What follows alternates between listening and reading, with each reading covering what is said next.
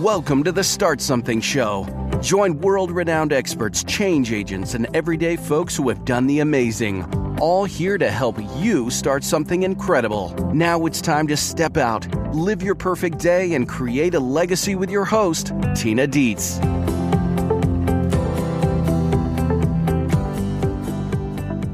Hello, Superstarters. This is Tina Dietz, and welcome to today's Start Something show. I am welcoming onto the show today Lisa Mininni, who is a systems and hardwiring expert specializing in small businesses and having them be highly profitable. Her work is very, very cool. I've worked with Lisa before and actually even taken one of her courses. She invited me as a colleague last year to attend her Entrepreneurial Edge event, and I gotta say, it's pretty freaking fabulous. Our work has a lot of parallels together, and I really respect what she's doing. She's definitely a soul sister. We'll be getting to that interview later in the show today, but first, it's time for Don't Be That Guy. Our Don't Be That Guy for this month is the Sales Crusader. The Sales Crusader. Don't be that guy. Oh my goodness. So the Sales Crusader, it sounds more like an evangelical preacher than a business person.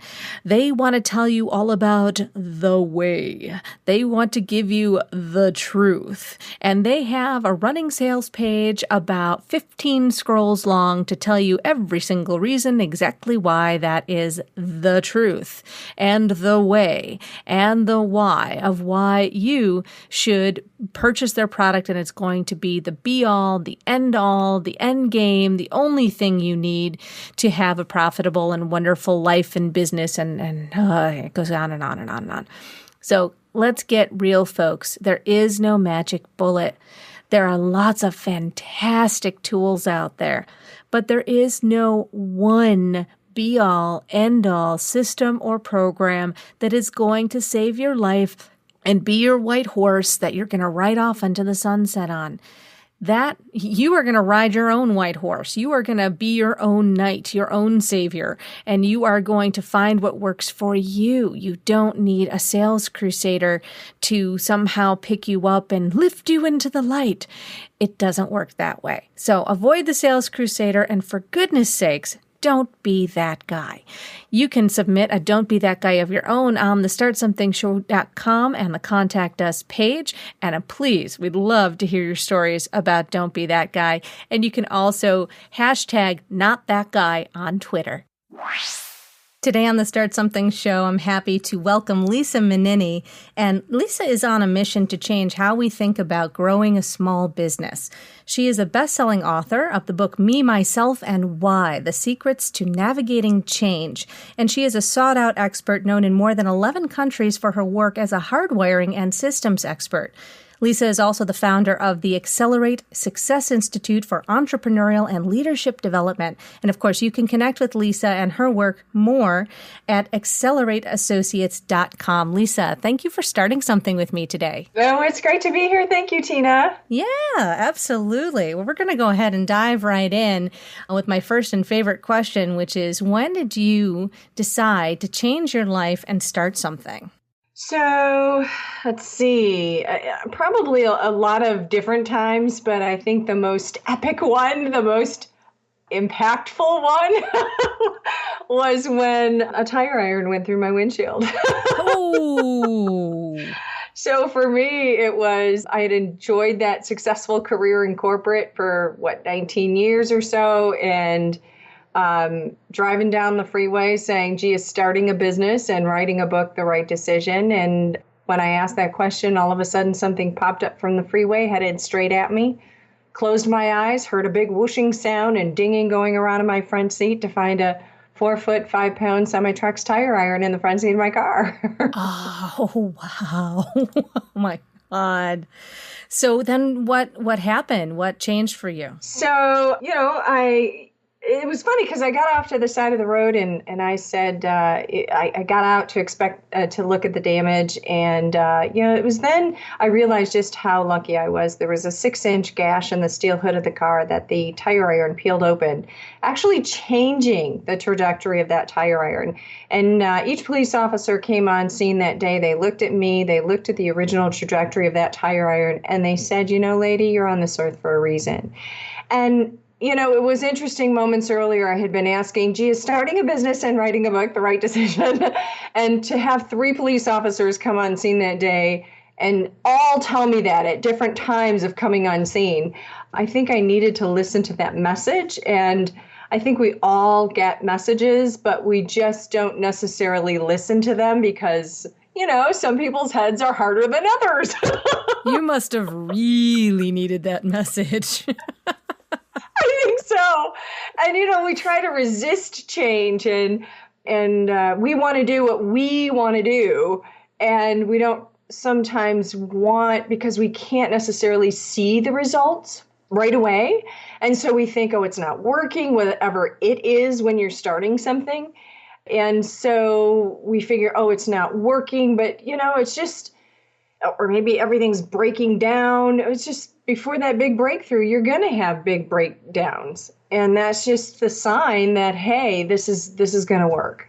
Well, that is a relief, and I found that pattern myself to be true as well. And I would say if you can get to the point where you can welcome the breakdown as much as possible, you generally can move through it a lot faster, hopefully. Yeah. Hopefully. And how much energy we just put into resisting, but it's when we just sort of let it go and become unattached.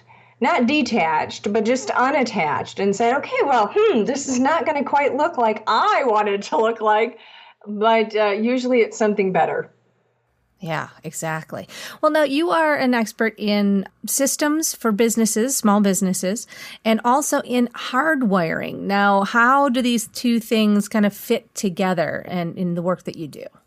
Yeah, great question. Thanks. It's really looking at a systems approach to profitability. And a lot of people think when they hear systems, they think, apps or computers or things like that. Well, that's part of it. But a systems approach is a very holistic approach. And what I found over the years, and I teach, is a very holistic approach. And there's really 3 steps: mastering your inner entrepreneur, systematizing and monetizing your business, and what's called executing your business blueprint. And it's really looking at the whole and how everything fits very effortlessly in one another. But the problem is, most entrepreneurs are taking a bits and pieces approach and wondering why they're not seeing the kind of profitability that they want to see. So the Band-Aids aren't exactly working to heal the problem, huh?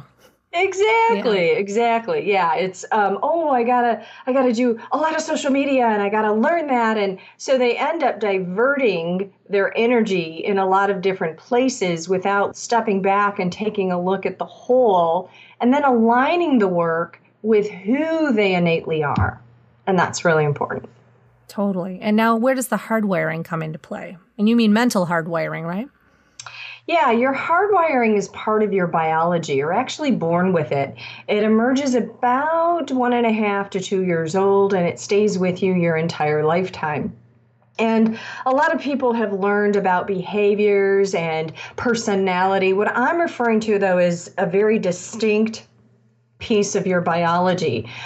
Behaviors are actually part of your nurturing environment, whereas your hardwiring is part of your nature. It's something you're born with. So our behaviors, as we know, change over time. We don't behave the same that we did when we were 18. Why? Because we were influenced by education, by our parents, by relationships, responsibility. All of those things nurtured us. And as a result, we sometimes behave a certain way because of that. But your hardwiring is part of your biology, something you're born with. And, this is what I find is there's a lot of disconnects with how people structure their work environment. And sometimes it's so opposite of how they're naturally execute, and they wonder why they're having such difficulty. I had a client one time who, he loved to go out and hunt and conquer and get those new contracts. And he was lit up when he had the chance to do that. Yet he would come back into his business and do detail-oriented computer fixes, right? Totally opposite of how he was wired. I said, look, we need to look at your business model. It's not working. You're de-energized and it's not the best use of your natural hardwiring. And so once we did, and he actually subcontracted the workout, boy, his revenue went up significantly in just a 3-month time frame. And the people that he hired as subcontractors loved it because they hated to go out and get that new contract, but they did love to troubleshoot and work on the detail-oriented types of computer fixes that he needed in his business. That's a great example. I love that.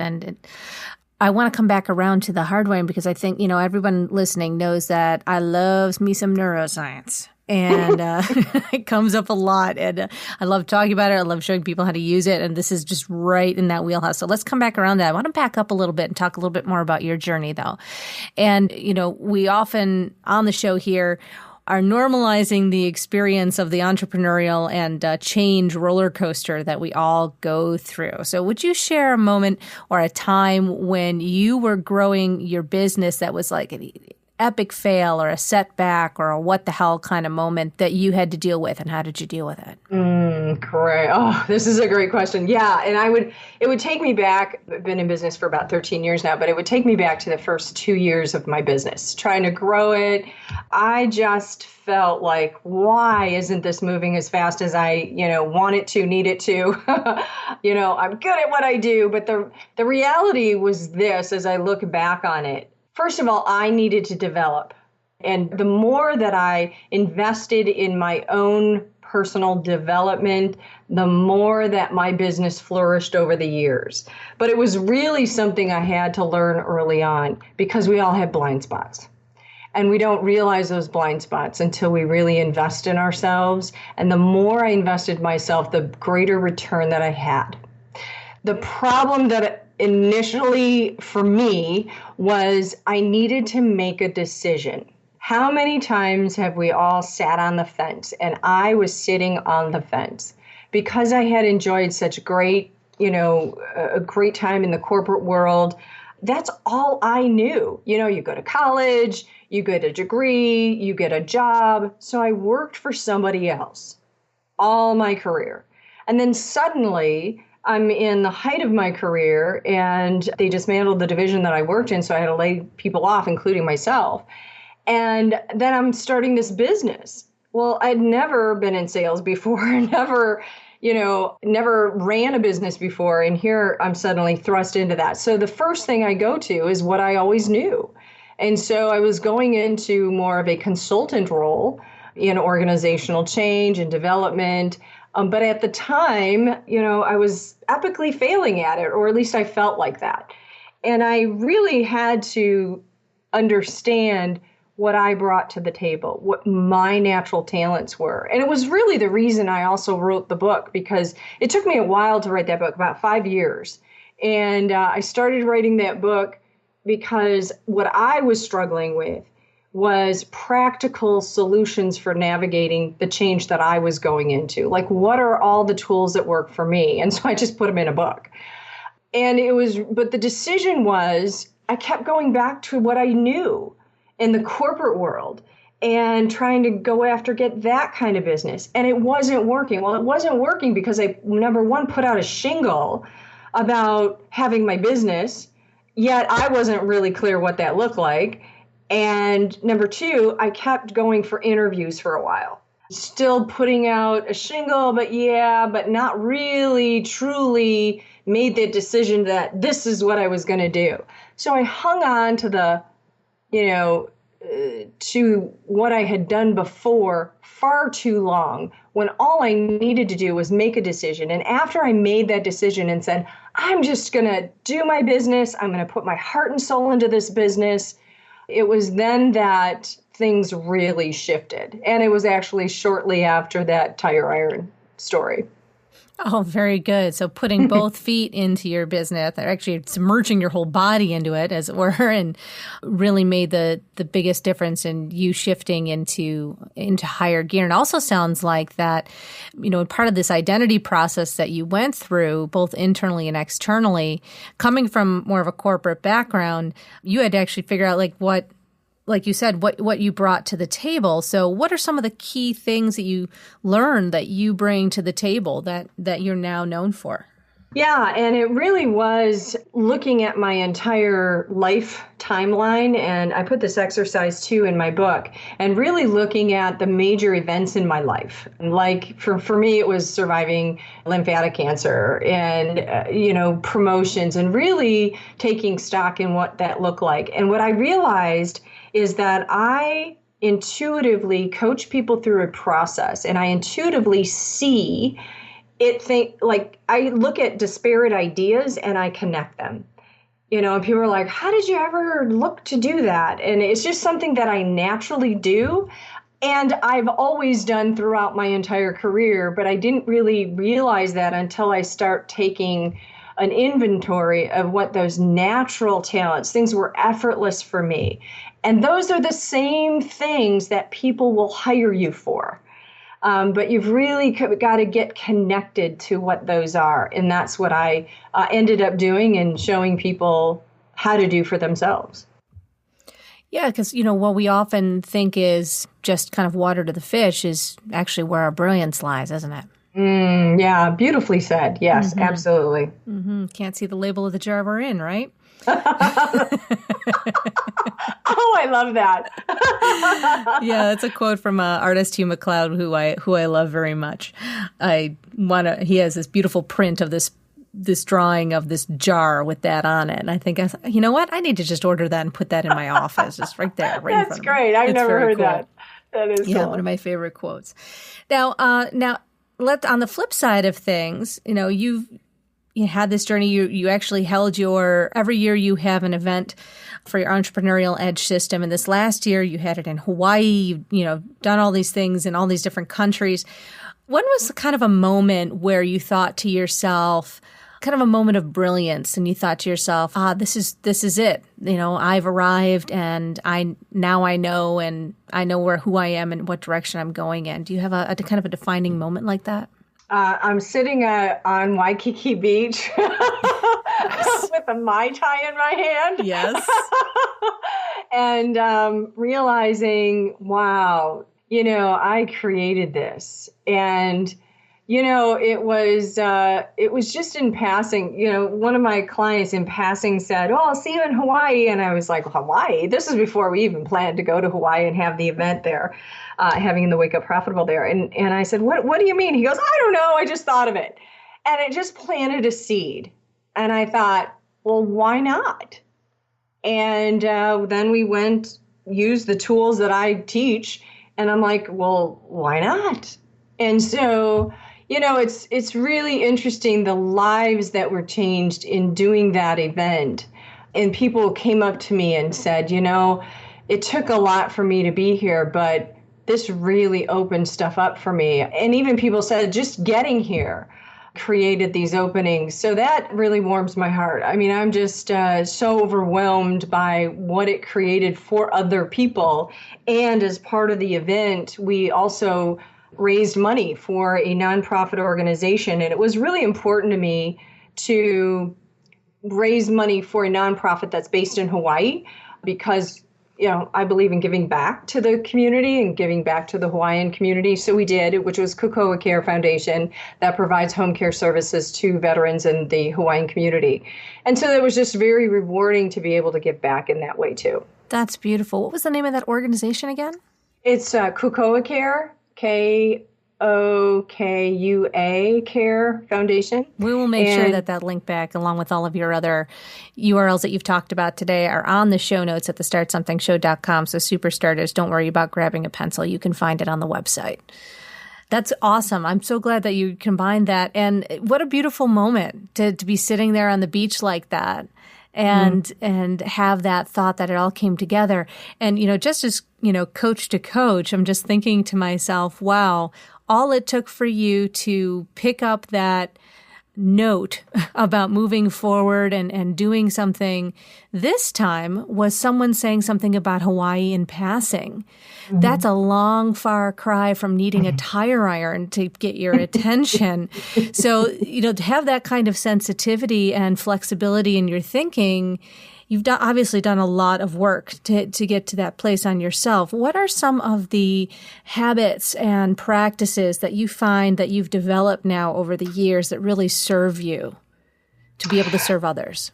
I think one of the, I get told this a lot. Oh my gosh, Lisa, you get a lot accomplished. And obviously I have a great team that I couldn't do all of this without, number one. And number two, it's all about, people talk into the future and they said, oh, I wish I could do that. I wish I could do that. And, oh, I would love to do that. And what I do is just take a step further. And this is all about my executing your business blueprint, but it doesn't have to just be business.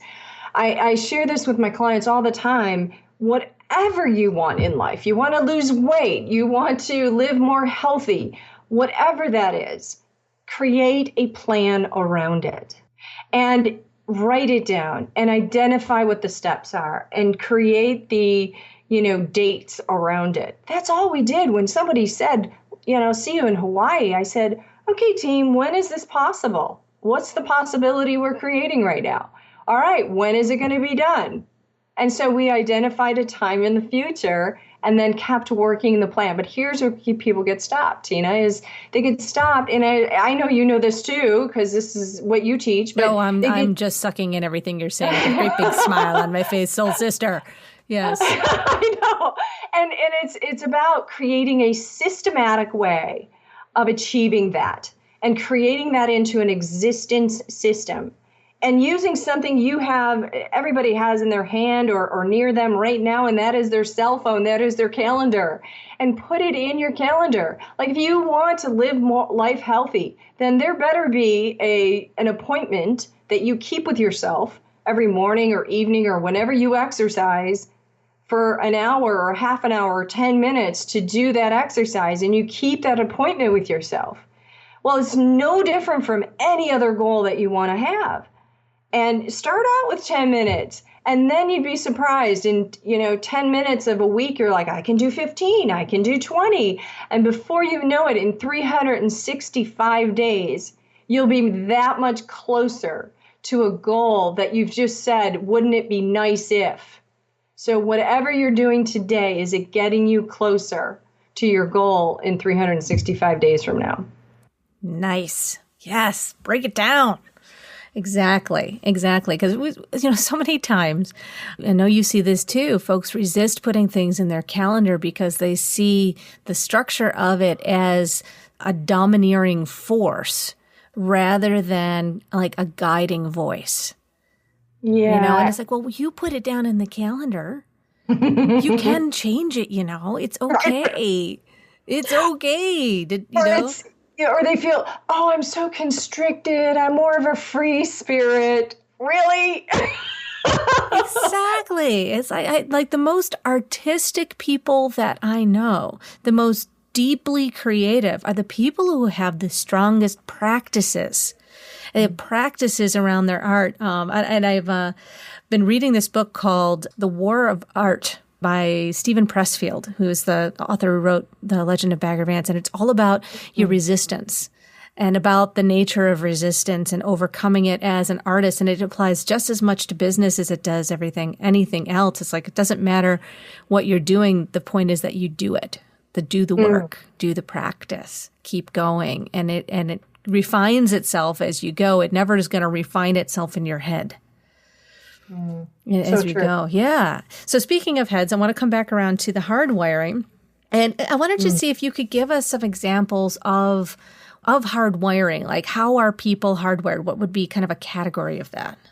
Yeah, there's something instantly that they can recognize. You have individuals that are more of your internal thinkers and people that are more what I call external thinkers. So my internal thinkers, your best ideas are about an hour after a meeting, after you've had time to process them.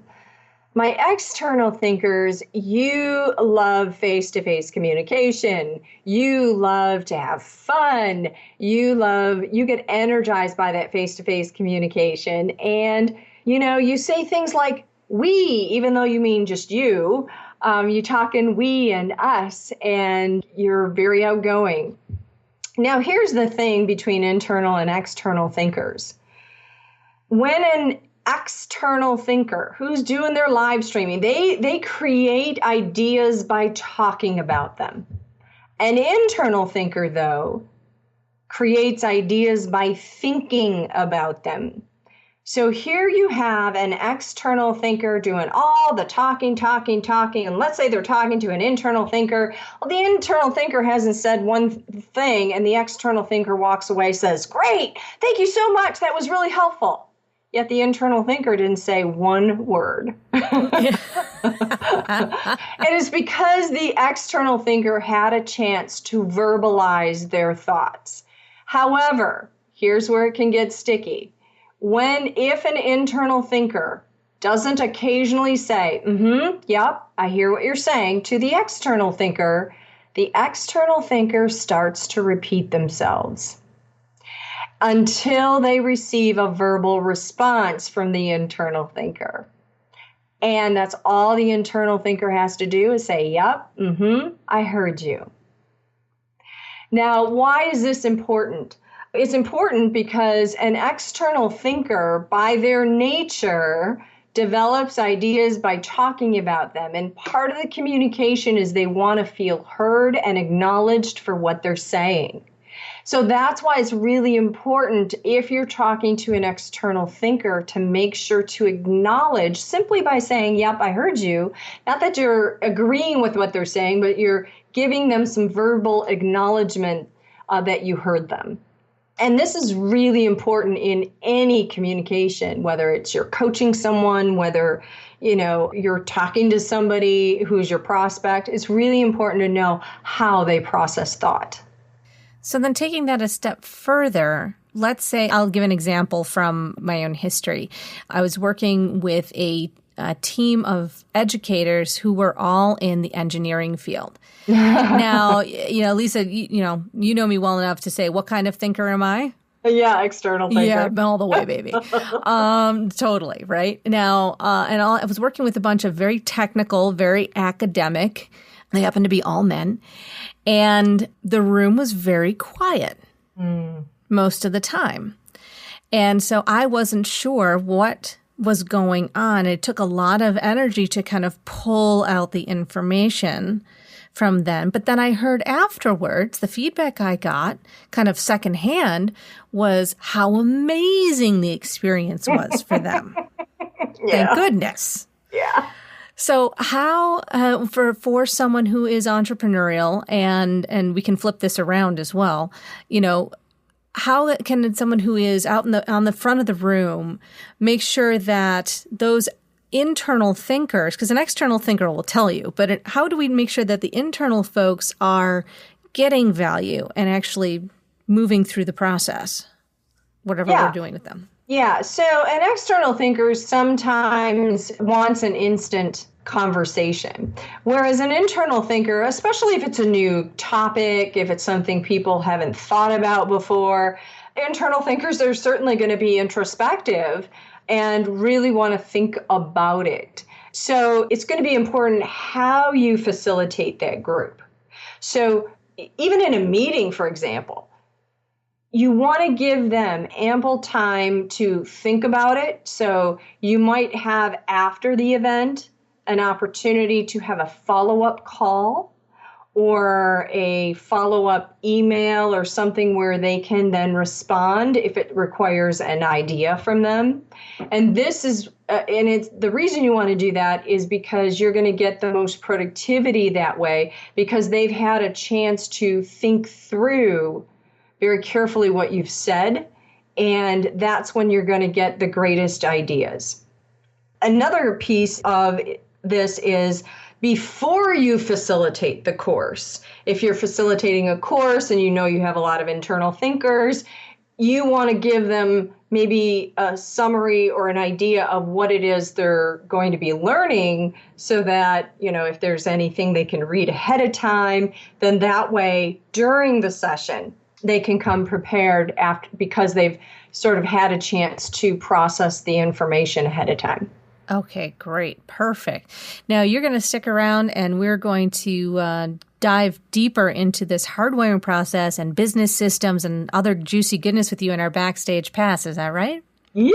Yay, it'll be awesome. So, folks, you don't want to miss any of that, my superstarters. Make sure you join us for the Backstage Pass with Lisa Mininni. And Lisa, it has been absolutely delightful to have you on today. Thank you so much for joining us. My pleasure, Tina. Yeah. Thank you. I'm going to just have one more question for you, and that is, if you were to start something all over today, knowing what you know now, what is one of the first steps you would take? I would make a decision and go with it. Amen. Stick and go. All right. Awesome. So thank you, Superstarters, for joining us today. Remember, you can get all of Lisa's information, link back to her site, to some very cool free gifts that she has for you, as well as everything else we talked about on the show in the show notes page at thestartsomethingshow.com. And then we're going to be opening up that backstage door pass for you to talk more about business systems and hardwiring and how you can use it in your transition and in your business with the illustrious Lisa Mininni. Join us then, and we'll see you next week. Start something with purpose. Start something with freedom. Start something now. Go to thestartsomethingshow.com, join our community of superstarters, and get your perfect day planner pack, a free resource to help you create the life you've dreamed of living. Take action now, and we'll see you for our next exciting episode.